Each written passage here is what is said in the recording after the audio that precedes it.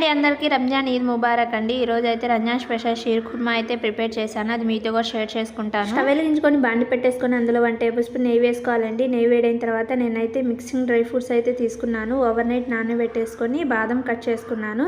Dry fruits fry చేసుకొని తీసుకోవాలండి. నేనైతే సేమియాలు ఇవి తీసుకున్నాను. ఇవైతే కొంచెం లావుగా ఉన్నాయి, సన్నవి అయితే దొరకలేదండి. నార్మల్ సేమియాలు కూడా ఉన్నాయి కానీ వీటితో చేస్తేనే టేస్ట్గా ఉంటాయండి. ఇవి గోల్డెన్ కలర్ వచ్చిందాక ఫ్రై చేసుకొని ఒక ప్లేట్లో తీసేసుకోవాలి. నేనైతే ముందుగానే పాలు పెట్టేసుకున్నాను అండి. పాలు అయితే మరిగిపోయాయి. ఇప్పుడు ఇందులోకి కండెన్స్ మిల్క్ అంటారు కదా, అవి అయితే 2 టేబుల్ స్పూన్లు అయితే వేసుకోవాలి. 1 టేబుల్ స్పూన్ షుగర్ వేసుకోవాలి. ఈ మిల్క్ వేసుకోవడం వల్ల చాలా టేస్ట్గా ఉంటుందండి షీర్ కుర్మా అనేది.